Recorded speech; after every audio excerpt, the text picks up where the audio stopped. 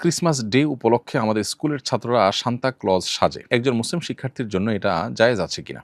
উত্তর হলো না, এটা কোনো অবস্থাতে জায়েজ নয়। এটা হলো অন্য ধর্মাবলম্বী বা ভিন্ন ধর্মের মানুষের সাদৃশ্য গ্রহণ করবার শামিল। অথচ আবু দাউদে বর্ণিত হাদিসে নবী সাল্লাল্লাহু আলাইহি ওয়াসাল্লাম বলেছেন, মান তাশাব্বাহা বিকওমিন ফাহুম, যে ব্যক্তি কোনো ব্যক্তির বা কোনো সম্প্রদায়ের কোনো ধর্মের মানুষের সাদৃশ্য গ্রহণ করবে সে তাদের অন্তর্ভুক্ত হবে। খ্রিস্টানরা ঈসা আলাইহিস সালাম সম্পর্কে তাদের যে বিশ্বাস আছে, সেই বিশ্বাসের জায়গা থেকে তারা যে কাজটি করে থাকে সেটা তাদের ধর্মীয় সিম্বল।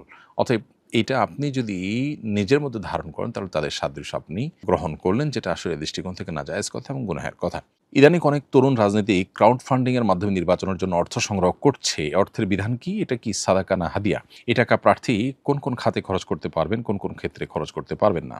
একদিক থেকে এটা তো পজিটিভ যে তরুণ রাজনীতিক হোক আর প্রবীণ রাজনীতিবিদ হোক, তারা তাদের উপার্জনের পথটা একদম স্পষ্ট এবং ক্রিস্টাল ক্লিয়ার হওয়া দরকার, ট্রান্সপারেন্স হওয়া দরকার, যাতে করে সাধারণ মানুষ আস্থা অর্জন করতে পারে এবং তাদের নির্বাচনী খরচ বহন করতে গিয়ে যাতে কোনো অন্যায় অনাচারের পথ তাদেরকে মানাতে না হয়। এটা মৌলিকভাবে তো ভালো জিনিস।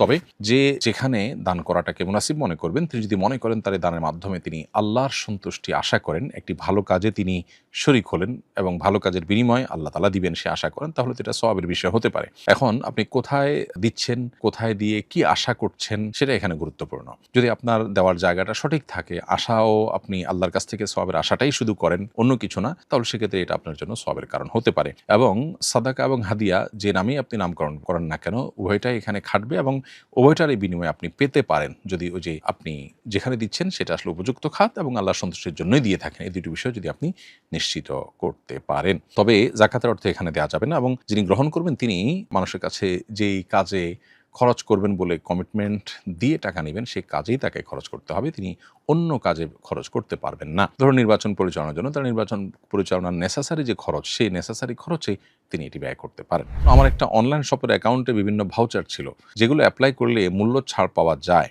আমি এক ব্যক্তির জন্য সেই ভাউচার অ্যাপ্লাই করে পণ্য অর্ডার করি, এতে 50 টাকা অতিরিক্ত ছাড় পাই। তা রাখা কি আমার জন্য জায়েজ হবে? উত্তর হলো, যে কোনো অনলাইন শপে যে ডিসকাউন্ট ভাউচার আছে সেটি বিনিময়যোগ্য কোনো বিষয় নয়। বিধায় আপনার ভাউচার অ্যাপ্লাই করে তৃতীয় কাউকে যদি কিছু কিনে দেন, তাহলে ছাড়ের অংশটা তারই অধিকার হিসাবে বিবেচিত হবে, এটি আপনার নেওয়ার অধিকার থাকবে না। ফলে আপনি চাইলে যেটি করতে পারেন সেটা হলো যে, তৃতীয় যাকে আপনি কিনে দিচ্ছেন তার সাথে এই সমঝোতায় আসতে পারেন যে, তোমাকে আমি অমুক অনলাইন শপ থেকে আমার দায়িত্বে আমি এই জিনিসটা কিনে দিতে পারি, তুমি আমাকে 300 টাকা দিবা। আমি 250 টাকা কিনে তোমাকে 300 দিব, অথবা যে দামে পারি কিনে দিব। আমি এটা কিনে দেবো এখান থেকে, তুমি আমার 300 টাকা দিবা। অথবা আমি 250 টাকা কিনবো, 50 টাকা আমি রাখবো, 60 টাকাটা আমি রাখবো।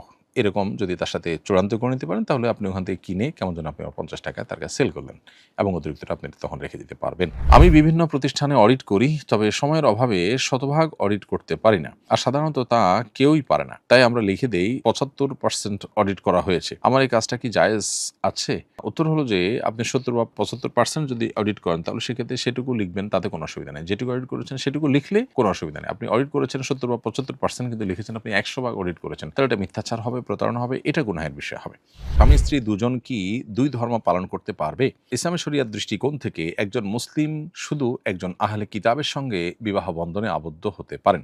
মুসলিম পুরুষ একজন আহলে কিতাব নারীকে বিবাহ করতে পারেন। আহলে কিতাব পুরুষের সাথে কোনো মুসলিম নারীর বিবাহ বন্ধন এটা জায়েজ নয়। কিন্তু আহলে কিতাব অর্থাৎ ইহুদি কিংবা খ্রিস্টান যারা আসমানি কিতাবে বিশ্বাসী, সেরকম কারোর সাথে কোনো নারীর সাথে মুসলিম কোনো পুরুষের বিবাহ হতে পারে। সেটার ক্ষেত্রেও শর্ত হলো তারা সত্যিকারের আহলে কিতাব হতে হবে, অর্থাৎ তারা সে আসমানি কিতাব বিশ্বাসী, সে নবীতে বিশ্বাসী হতে হবে। তারা যদি সেই আসমানি কিতাব বিশ্বাসী না হয়, আজকাল ইহুদি খ্রিস্টানদের অনেকে আছেন ধর্মটা তাদের কাছে গতানুগতিক একটা বিষয়, তারা সিরিয়াস ধার্মিক না, বরং অনেক ক্ষেত্রে তারা নাস্তিক। তো বাস্তবে নাস্তিক বা কোনো ধর্মতে আসলে বিশ্বাস করেন না, জাস্ট পারিবারিক সূত্রে তিনি ওই পরিচয় ধারণ করেন, এরকম হলে তার সাথে কোনো মুসলিম পুরুষের বিবাহ জায়েজ হবে না।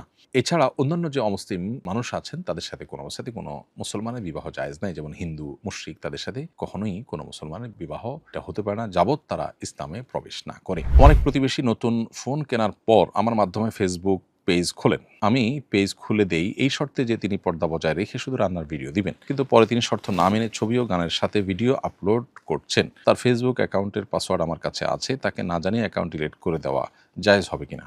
উত্তর হলো যে আপনি তাকে পেজ খুলে ভালো কাজ করার জন্য উপদেশ দিয়েছেন, এটুকুর মাধ্যমে আপনি আপনার দায়িত্ব পালন করেছেন। এরপর তিনি যদি এটার কোনো অপব্যবহার করে তার দায় তার উপরে বর্তাবে হবে, আপনার উপরে বর্তাবে হবে না ইনশাআল্লাহ তাআলা। কারণ আপনি সঠিক কাজ করার জন্য দিয়েছেন এবং তাকে ওসিয়ত নসিহত করে দিয়েছেন। এরপর তিনি রক্ষা করছেন না, সেটার দায় পরিপূর্ণভাবে তার। বিধায় আপনার এটা নিয়ে নিজের মধ্যে আর কোনো অপরাধ বোধ থাকা উচিত নয়। সেক্ষেত্রে প্রয়োজনে আপনি তাকে আরও